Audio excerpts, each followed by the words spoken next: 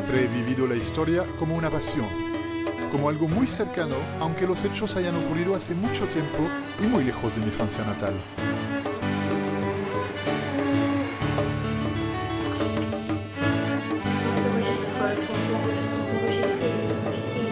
Llevo 30 años viajando por el mundo, buscando vivir la historia y entenderla, hasta que en una de esas vueltas, en el sur de Chile, voilà, descubro a un desconocido francés dando nombre a una calle de la ciudad de Valdivia. Pronto entendí que Jorge Botchev no era uno más de los miles de soldados de Napoleón que marcharon a América tras la caída del emperador.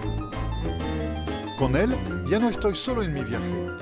Hoy me acompañan sus memorias, en las que describe el país que ayudó a liberar del poder de España y que inspiran mis investigaciones y esta serie, en donde les invito a ver cómo cambió el sur de Chile en menos de 200 años.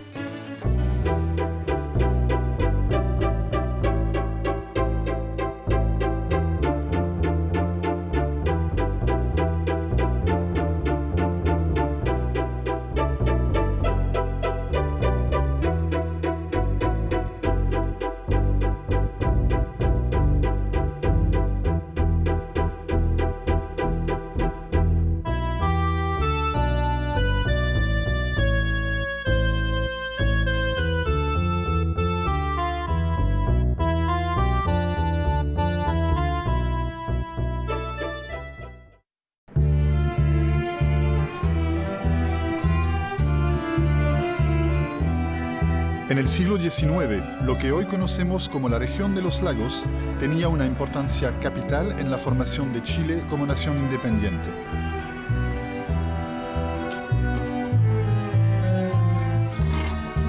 Concebida como ciudad guarnición durante los 300 años que duró la ocupación española, Valdivia albergó principalmente a la población militar que mantenía el control de la amplia red de fortificaciones emplazadas en sus costas. Conocida como la Sevilla de América, la ciudad de Valdivia representaba estratégicamente el punto de control de los mares del sur, una de las posesiones más importantes del Reino de Chile durante los siglos XVI y XVII. Quien era dueño de Valdivia era dueño de esta parte de América. A principios de 1820, el almirante Cochrane entró a Talcahuano. Acababa de reconocer el puerto de Valdivia. Explicó al coronel Freire su plan de tomar por asalto el inexpugnable castillo San Sebastián de la Cruz de Corral. Lord Cochrane tenía necesidad de rehabilitar su crédito que había quedado comprometido por su fracaso en Callao. Así pues, era necesaria una acción brillante que lo pusiera en situación de conservar su primera influencia.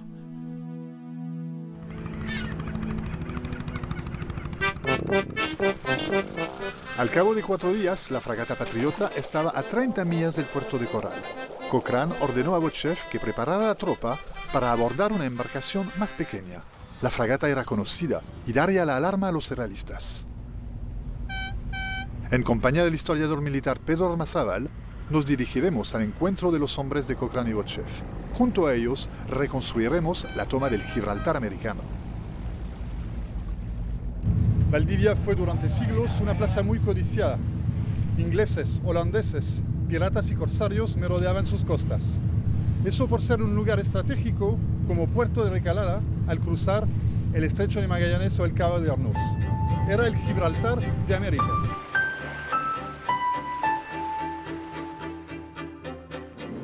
El sistema de fortificaciones era considerado imbatible por mar. Este sistema estaba basado en fuertes en el lado sur y en el lado norte. Esta distribución armónica de fuertes y baterías permitía que por su ubicación y posición estratégica, cualquier intento de ingresar al río Valdivia de alguna fuerza naval era obviamente destruida considerando la ubicación de las baterías y de los fuertes. La guarnición de estos fuertes y castillos era alrededor de 100 artilleros en los principales, que eran obviamente el de Corral y el de Niebla, y un número menor de 40, 50 en el resto. El cuartel general y el comandante de este sistema de fortificaciones se encontraban en la isla Mancera. Desde ahí, el comandante dirigía las operaciones de defensa e impedían el ingreso de cualquier fuerza naval al interior de la barra.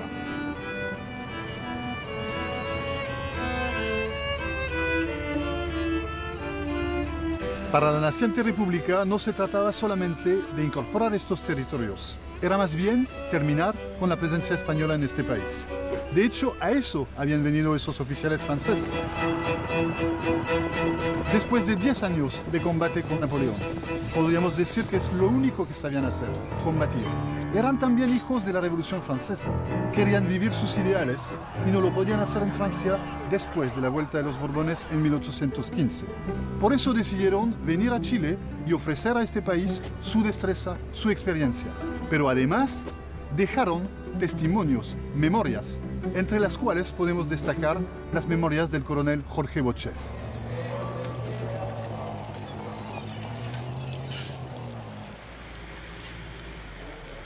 Producto de los reconocimientos que efectuó Cochrane a fines de enero, él planificó inicialmente un plan preliminar que consideraba el ataque directo al Fuerte Corral.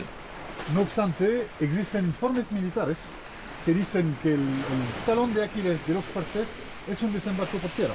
Claro, por eso durante la travesía él conversa con Bocheff y termina haciendo un plan de asalto anfibio en la cual va a ocupar una zona de desembarco que va a cubrir desde la Guada del Inglés hasta Morro Gonzalo.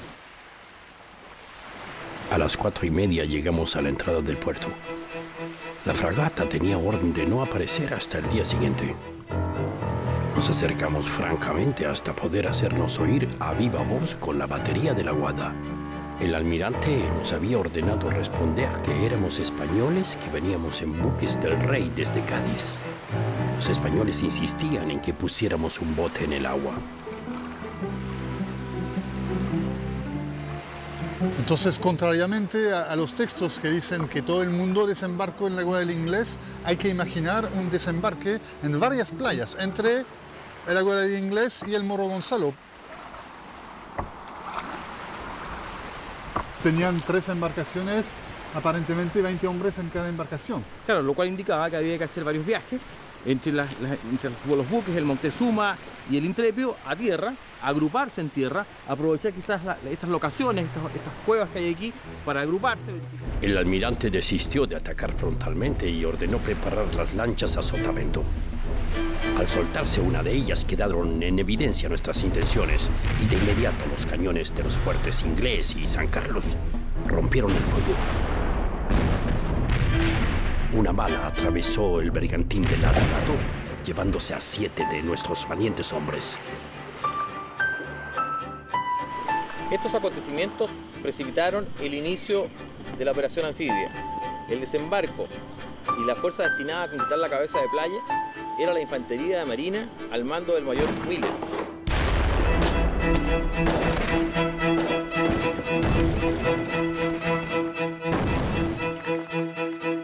Los buques de la Fuerza Naval organizaban el fuego de contrabatería, produciendo grandes estragos en las fuerzas de infantería española.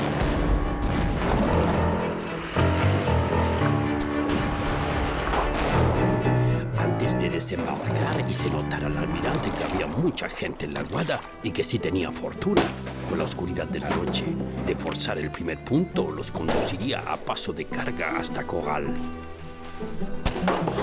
Inmediatamente en tierra, me hice preceder por 8 hombres para explorar entre las rocas en dirección al fuerte inglés.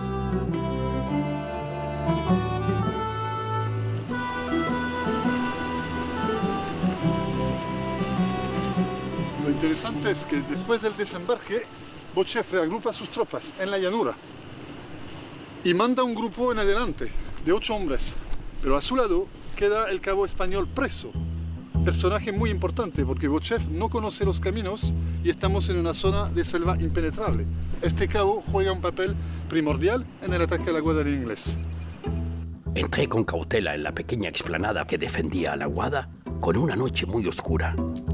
Apenas estaba en la mitad cuando nos oyeron los centinelas e hicieron fuego. A ellos se unieron los cañones. Su ruido fue muy grande en esta noche de soledad, como también lo era el profundo silencio con que me había acercado con mis soldados.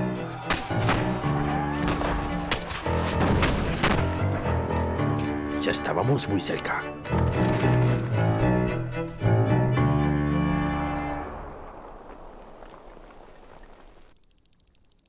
Los 2 primeros granaderos que escalaron la empalizada fueron muertos por la espada de 2 oficiales españoles. Hallamos la abertura de la empalizada y pronto nos encontramos todos confundidos. Los que habían resistido no podían escapar y pedían cuartel. Sus jefes huían asustados y se precipitaban por el lado del mar, donde tenían embarcaciones.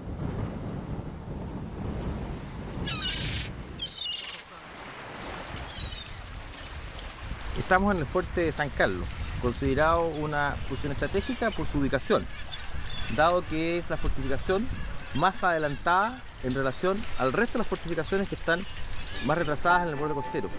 Esta ubicación permitía mantener un contacto y un enlace con los buques. Esta ubicación explica su deterioro actual. Primero, es imposible restaurarla, está totalmente aislada de la tierra. Y segundo, el hecho de estar rodeado por el mar provoca una tremenda erosión que explica la desaparición de la mayor parte de las murallas. En esos días el aislamiento de esta posición era minimizada por la existencia de una pasarela que conectaba esta ubicación con el sector de las casas. En el sector de las casas se encontraban las barracas donde los soldados descansaban y ante señales de alerta o de alarma corrían y ocupaban sus puestos de combate en esta posición. Llegué al fuerte de San Carlos casi sin resistencia. Dejé allí a los heridos y seguí adelante, penetrando a la cabeza de mi división en esos terribles pasos cubiertos de espesas arboledas en que no pueden penetrar los rayos del sol. Llegué al fuerte de Corral casi 1 hora después de medianoche y entramos mezclados con los españoles que habían podido llegar a este último refugio.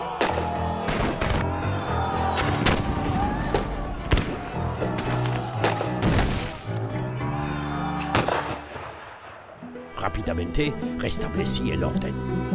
El señor coronel don Fausto de los Hoyos, comandante general de todas las fuerzas, no podía volver de su asombro cuando supo que con esta pequeña fuerza me había adueñado de todos los fuertes de la costa sur.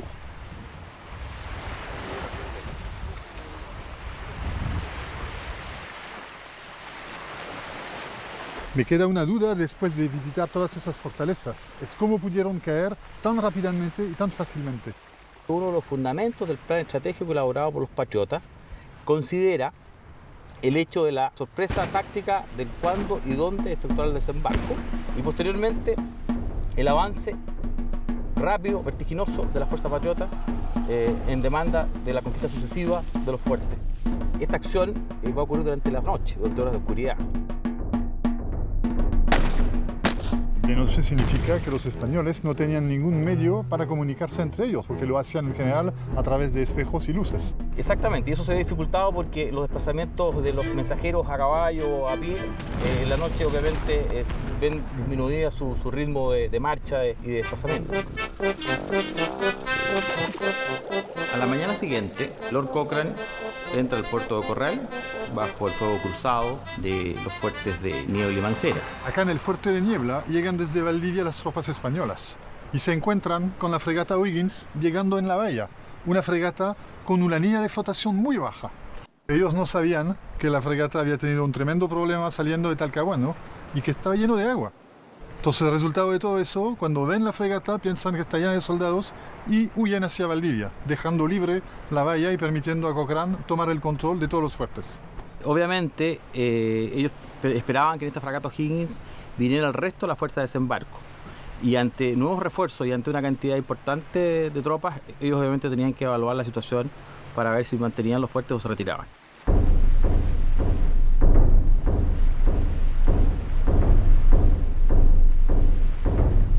Hemos visto las consideraciones estratégicas y la rapidez con que la fortaleza de Corral, siendo una de las más reputadas de América, cae en poder de los patriotas.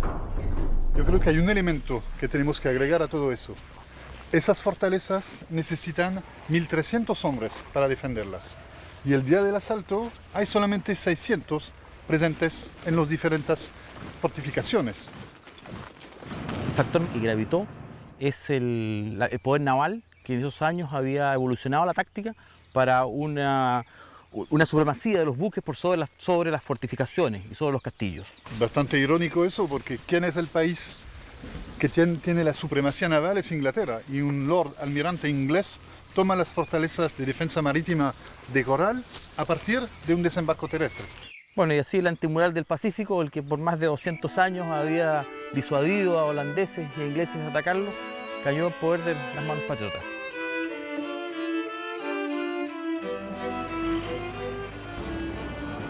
¿En qué estado quedaría la provincia luego de su anexión a la nueva república? Para conocer su evolución, junto al geógrafo humano Claudio Rosales, remontaremos el río Valdivia hasta la ciudad, igual que lo hiciera Bochev y sus hombres casi 200 años atrás.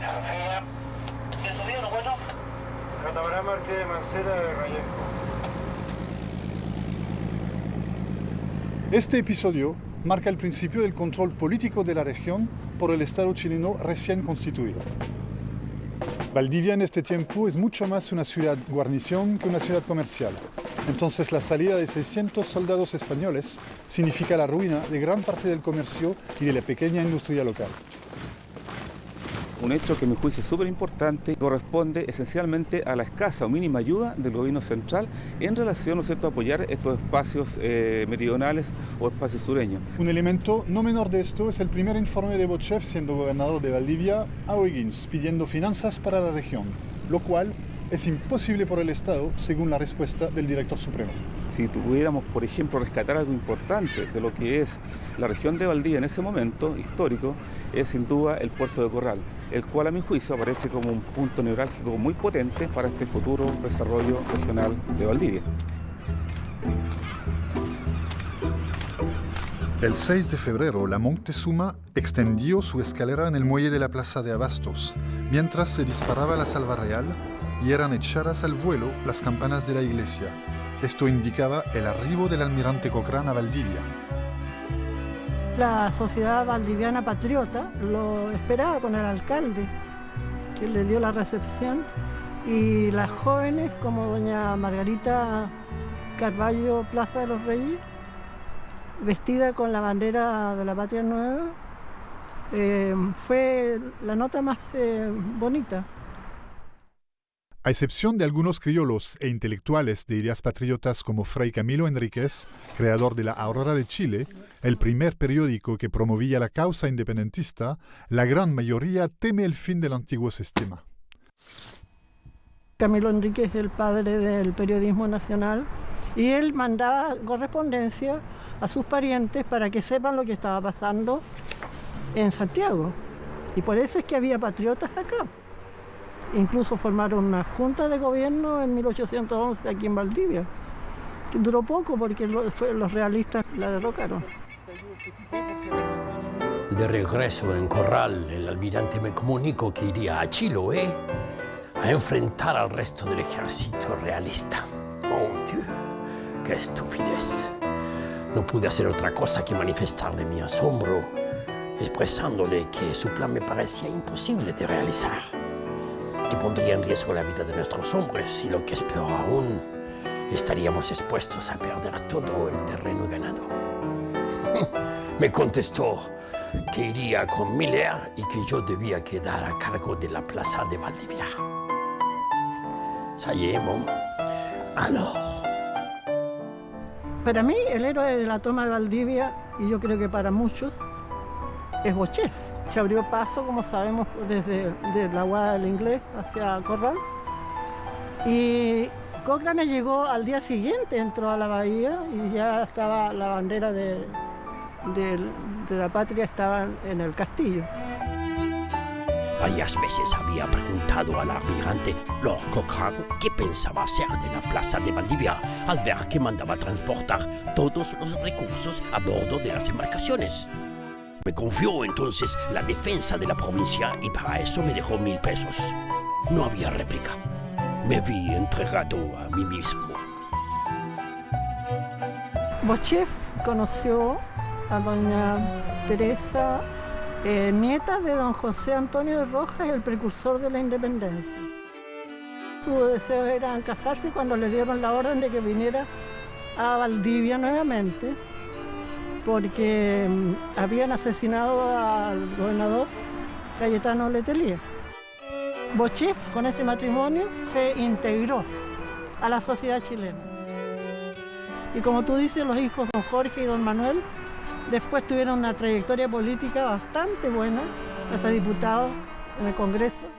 Además de ubicarse alejada, sin vías de comunicación terrestre excepto un camino inseguro desde Concepción, Valdivia, ciudad española relacionada a Lima y no a Santiago, rehusaba por tanto entrar en el proceso de la independencia, pagando durante 30 años esta doble identidad.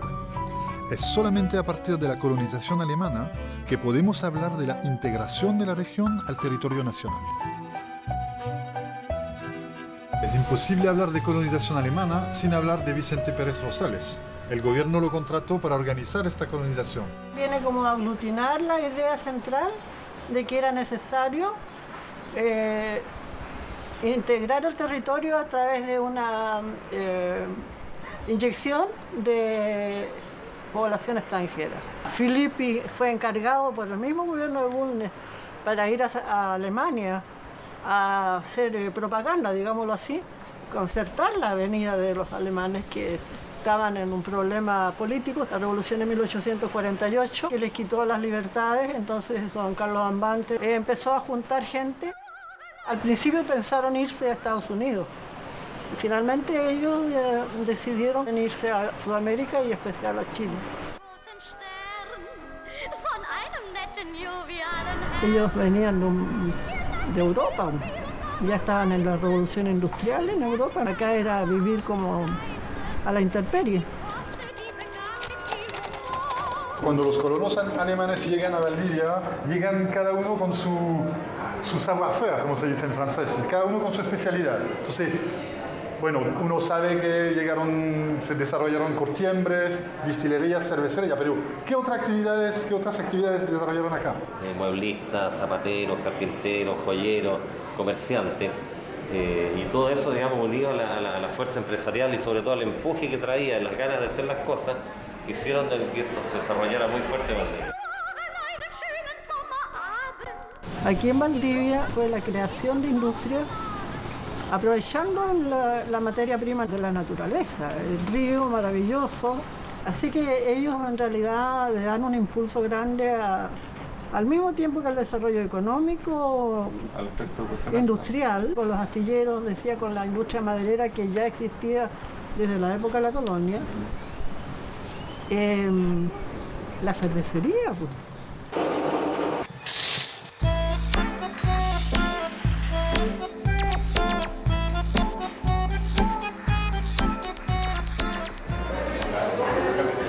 Primeros colonos alemanes, unidos a la calidad del agua, hacen de que la cerveza de Valdivia tenga, digamos, esa tradición y ese reconocimiento.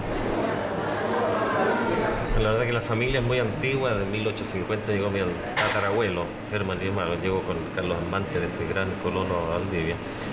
Pero la familia Kunzmann, especialmente nosotros, nos metimos en esto en el año 1991, partiendo como un hobby, motivado un poco por los estudios míos de ingeniero químico, algo parecido a Carlos Ambante, que era farmacéutico. Tuve aquí, digamos, los distintos tipos de cerveza, ¿ya? Que es algo que existió antes también en Chile, cuando había tantos alemanes haciendo cerveza, que de hecho en Valdivia hay 3 o 4 cervecerías, en los pueblos aledaños también. Hacían especialidades, cosa que después se fue perdiendo un poco por entrar a un producto más único, más estándar.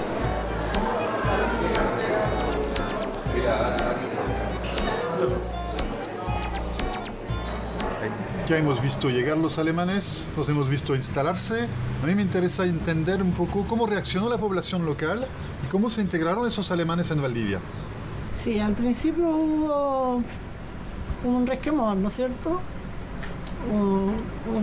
No un rechazo, pero sí ellos como que se tocaron un poco. Pero cuando vieron las industrias, vieron la posibilidad de trabajo. Los chilenos, yo tengo entendido que fueron colaborando por necesidad de subsistir en un mundo nuevo que se les presenta. Y el mundo nuevo que le ofrece a la vez posibilidades de trabajo y de realizaciones nuevas. El auge industrial y económico que vivió Valdivia de la mano de la colonización alemana también se hizo sentir en el antes esplendoroso puerto de Corral, sumido en el abandono luego de la partida de los españoles. Sergio Campos, corraleño inquieto y versátil, ha sido un testigo privilegiado de este renacer. Sergio Campos. Exactamente. Mucho gusto. Adelante, tengo la honor. Corral era el punto obligado de los transportes navieros de Europa hacia Sudamérica por el lado del Océano Pacífico, ya que no existía el canal de Panamá. Entonces la principal actividad que tenía Corral era justamente el trabajo que producía la llegada de las naves mercantes. Aquí se despachaba todo lo que era necesario para la zona de Valdivia, Temuco y Osorno. Hacia fines del siglo XIX y comienzo del XX hay a mi juicio un hito importante desde el punto de vista económico que viene a ser como un motor generador de reactivación de la economía local en Corral y en Valdivia. Me refiero específicamente a la construcción de los Altos Hornos. El lugar donde estamos nosotros prácticamente se puede decir es la cuna donde nació la siderurgia nacional. Y que no es un tema porque fue menor, el digamos. primer alto horno que hubo en Chile y uno de los primeros en Sudamérica.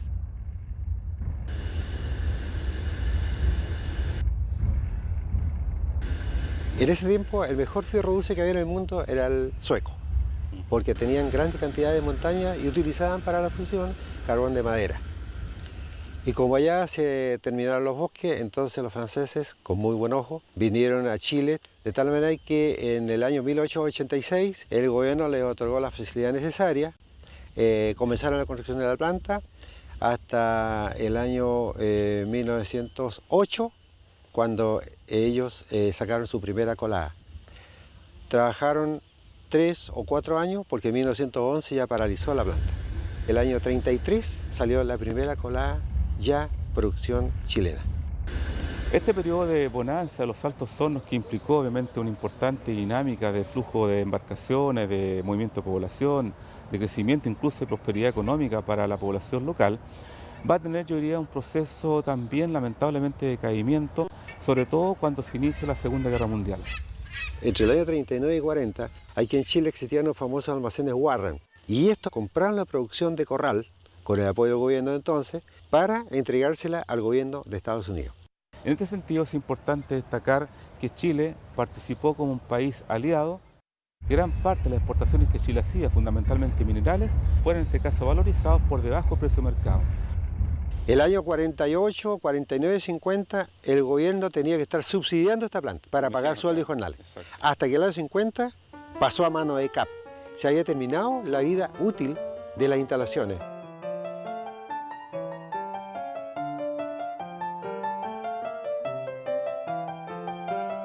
Existe también un desarrollo de la vida cultural. De hecho, esta vida había empezado antes, durante la colonización.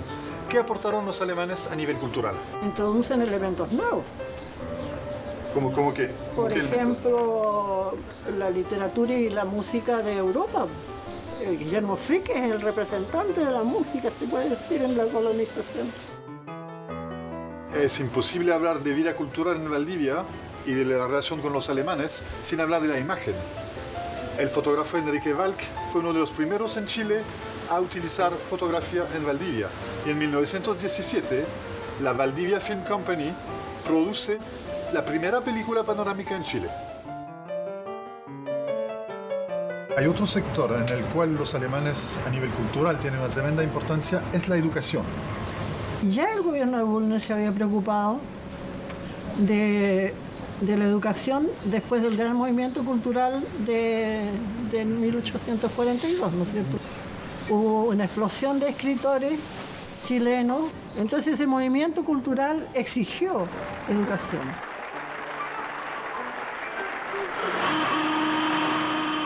El país vivía una importante revolución educativa impulsada por el presidente Manuel Montt y su ministro de Educación Antonio Varas, quien posteriormente la continuaría como gobernante, inaugurándose 500 nuevas escuelas que darían pie para una sociedad más ilustrada y con mayores oportunidades, dando origen a la clase media.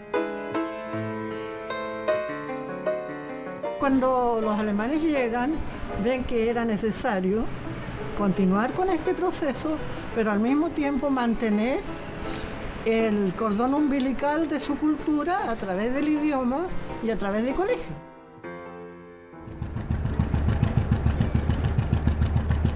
Valdivia tuvo un desarrollo fantástico con la colonización alemana. Corral era el puerto,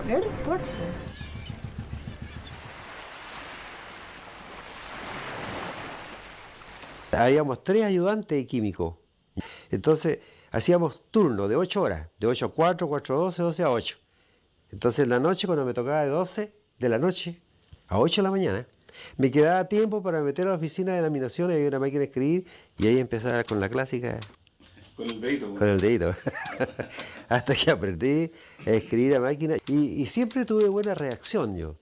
Tuve buena reacción de tal manera que ya empecé a escribir para una revista de deporte que había, como aquí había tanto deporte, de Santiago, y me lo aceptaron. Después escribí hasta para el Mercurio un tiempo, como corresponsal.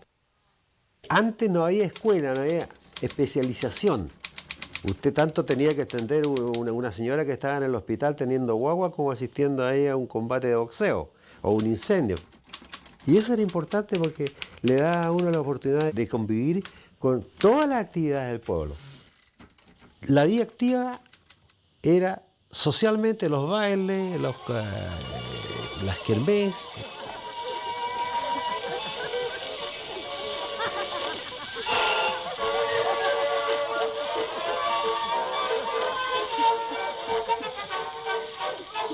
Existía mucho deporte, carreras de bote en la vía, construido aquí por los artesanos de Rivera, a requerimiento de los clubes, porque cada uno quería tener su bote más estilizado, más livianito, para 6 bogadores, más un bayona o timón. El boxeo nos dio a nosotros la satisfacción de tener 2 campeones de Chile y un campeón latinoamericano. Habían 250 boxeadores. No es que la ciudad fuera pendenciera, eran deportistas. Solamente se trabajaban en combate en el ring.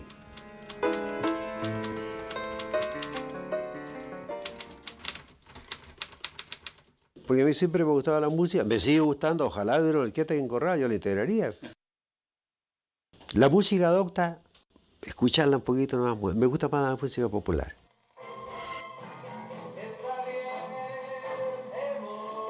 Oye, ¿esta fotografía, Sergio, de sus años mozos? Esta fotografía es de los integrantes de la orquesta Los Haces del Ritmo, que como lo indica ahí la fecha, se originó aquí en Corral con un grupo entusiasta de la música del año 50. Tenemos incorporado un violín y trompeta, y con el único equipo amplificador que había en aquellos años, guitarra eléctrica, equipo amplificador y micrófono integrado, un equipo norteamericano con la guitarra eléctrica Kalamazoo, el único equipo que había desde Concepción a Punta Arenas estaba en Corral. En ese tiempo no habían los equipos que ahora, grabadoras, que sé yo, ni cosas del estilo, se utilizaba solamente el oído.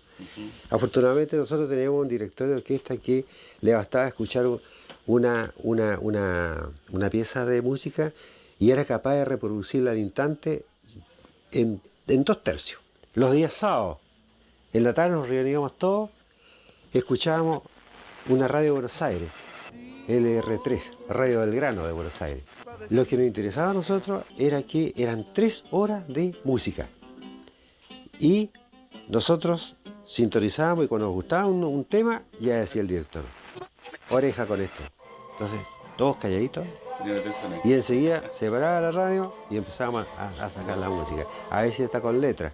Estábamos tocando temas que escuchábamos de Buenos Aires y a los 3 meses llegaban los discos al día.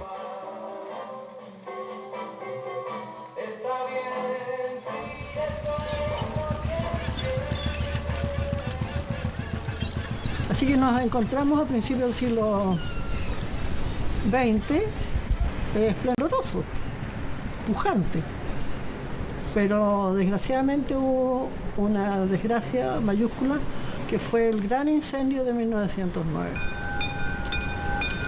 Que destruyó casi todas las manzanas del centro e incluso las llamas pasaron a través de los lanchones hasta la isla Tejo. La prensa de Santiago destaca 2 hechos. Los valdivianos agradecieron los gestos de solidaridad del país, pero por el gran desarrollo económico que vive la ciudad, manifestaron no necesitar la ayuda de nadie, a tal nivel que entre escombros se conversaban los planes para reconstruir con mayor fastuosidad lo destruido. Y logró reconstruirse cuando llegó la guerra del 14, o la Primera Guerra Mundial. Ahora, ¿por qué la guerra del 14 es también una causa en contra de Valdivia? Porque como Alemania estaba contra los aliados y los descendientes alemanes, lógico que la sangre tira, tenían simpatías por ellos y eran industriales pujantes que dependían también del comercio exterior con sus productos, los pusieron en lista negra. Eso significó la decadencia económica.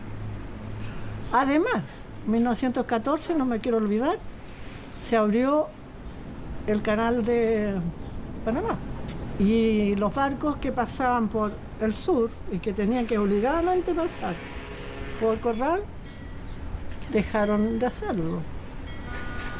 Así que Valdivia empieza a decaer, la industria empieza a decaer, el comercio empieza a decaer y se nota en las principales industrias.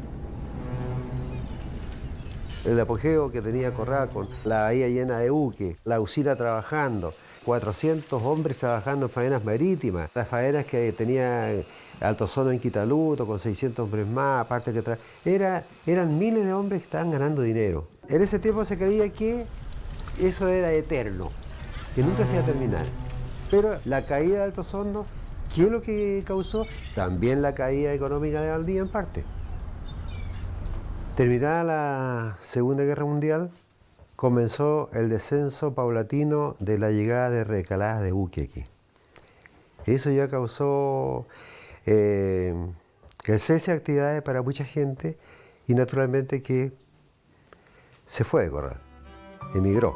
Y posteriormente llegó el terremoto y maremoto del año 60, que ahí fueron miles las que evacuaron Corral.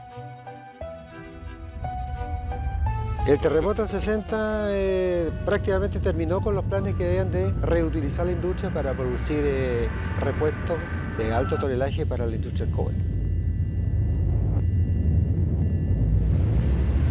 El primer remesón lo recibimos nosotros en el muelle.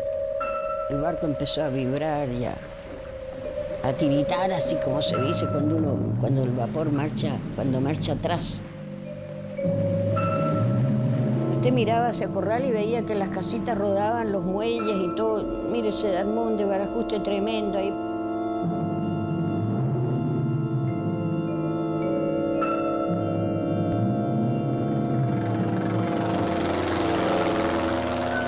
El terremoto del año 60 fue el golpe de gracia para Valdivia. El terremoto más grande de la historia, 9,5 grados Richter.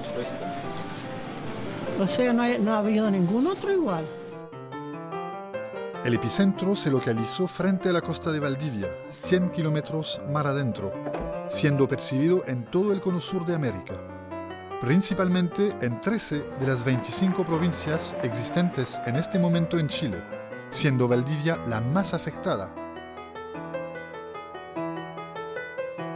El cataclismo no solo causó un importante hundimiento del terreno, sino que también desató minutos después un gran maremoto.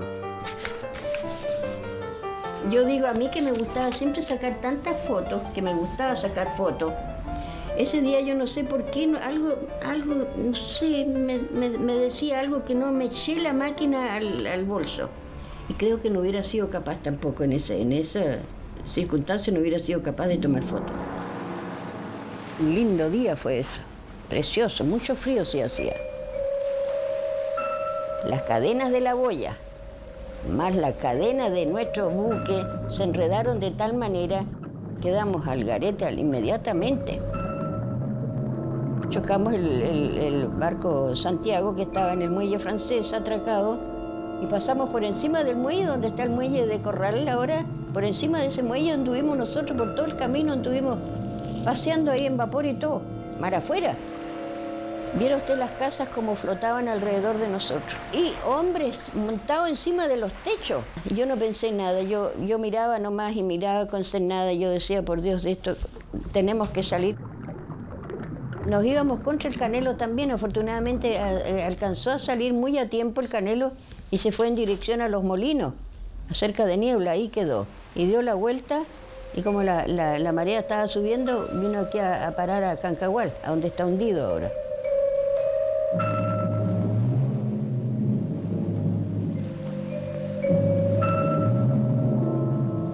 Usted miraba hacia Niebla, pero fueron unos segundos nomás. Y de repente como que el mar se hundió, se formó como un cráter, se hundió. Y nosotros íbamos derechos para allá. 2 vapores se fueron para adentro. Y después se cerró, después se normalizó el mar. Eso nadie se explica, porque si a mí me lo cuentan, yo casi no lo hubiera creído, pero yo lo vi, fue tremendo eso. Las olas fueron tremendas, primero 5 metros, 9 metros, 12 metros. Eran verdaderos murallones de arenas que se nos venían encima, así, de esto más cerca que se acercaban, más altas iban. Junto con la pérdida de un gran número de vidas humanas y terribles daños materiales, el hundimiento del terreno permitió el ingreso de agua marina que cubrió grandes extensiones de terreno antes ocupadas por la agricultura y ganadería. Una vez que más o menos se creía que esto se podría tranquilizar un poco porque ya habían pasado 3 olas, entonces el capitán dio orden de bajar un bote de salvavidas, pero siempre sosteniendo desde arriba con cabos. Entonces bajaron 20, 25 hombres y ahí recibíamos nosotros el oleaje del mar fuerte más el agua que estaba achicando el barco porque se estábamos hundiendo nosotros. Entonces fíjese usted de que vino una marejada tan fuerte que nos tiró contra el vapor. Ahí quedaron un par de tablas nomás. Empezó a subir. El segundo piloto se agarró de un peldaño nomás, pero no fue capaz. Él se vio perdido, entonces trató de ahogarse. No pudo. Sacó su revólver para liquidarse, no pudo. Se dejó guiar por el mar, que el mar hiciera lo que quisiera con la corriente. Vino a salir aquí a Cancagual. Imagínese usted la distancia, todo machucado. Fuimos uno de los primeros que salimos como a las 9:30 de la noche y empezamos a caminar a tropezón en una oscuridad. ¿Para qué le digo? Corral era una boca de lobo, únicamente en los altos se veían nomás, pero eran luces, pero eran más bien fogatas. El mar subió 7 veces esa noche todavía, pero sin oleaje, sin ola. Si hablamos del terremoto en 60, se van de Valdivia muchas personas y muchas no van a volver. Entonces me pregunto cómo un empresario joven decide crear una microempresa en un contexto que no es el más favorable. Claro, yo creo que el caso mío, a mí me tomó el terremoto siendo bastante joven, estaba en el colegio alemán acá. Pero yo creo que Valdivia perdió una generación de empresarios, ¿no es cierto? Los que en esa época estaban saliendo del colegio, tenían que estudiar, tenían que iniciar alguna actividad, se fueron y no volvieron. Valdivia estaba por el suelo, perdió muchas empresas tradicionales, y eso produjo un vacío después en Valdivia de empresarios, de emprendedores.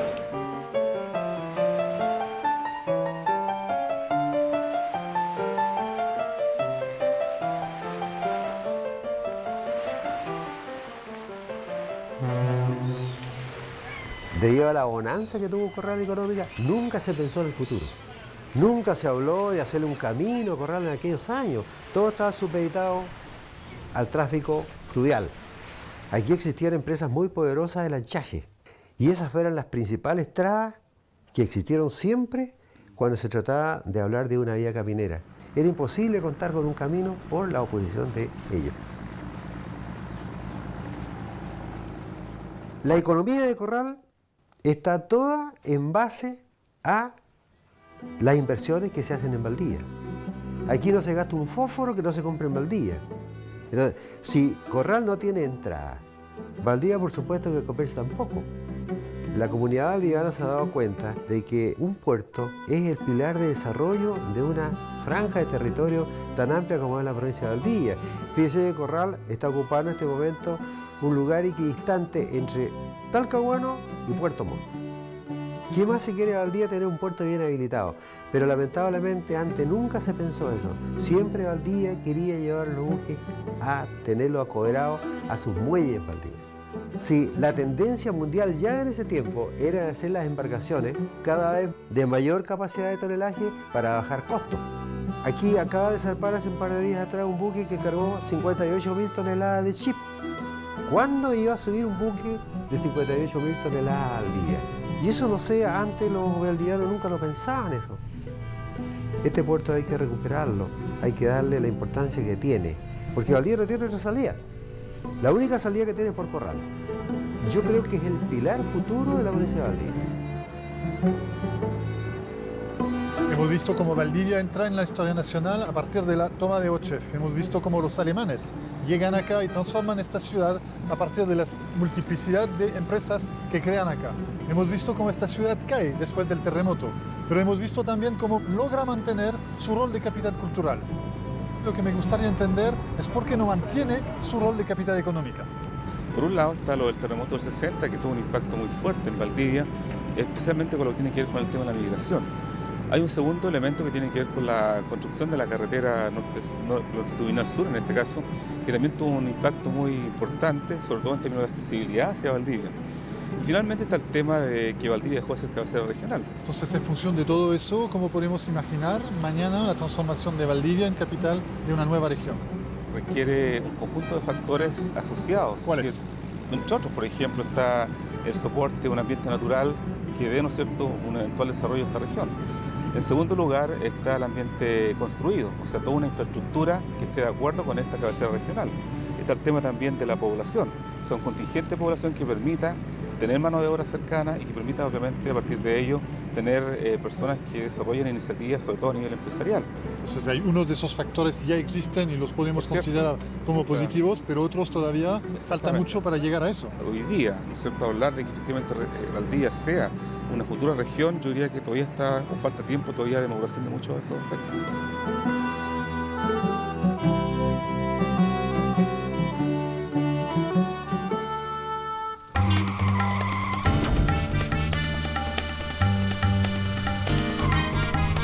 Estimado Mayor Ochef, me he dado presteza a informaros que hemos recibido noticias de que los españoles, en número de 500, se han reunido en los llanos al sur de esta plaza con el fin de reconquistar lo que con tanta vergüenza han fácilmente entregado a vuestros valientes soldados. Es de nuestro total desconocimiento si cobrarán desquite sobre la ciudad o si atravesarán las montañas y se precipitarán sobre Corral. Respetuosamente, Vicente Gómez, gobernador de Valdivia.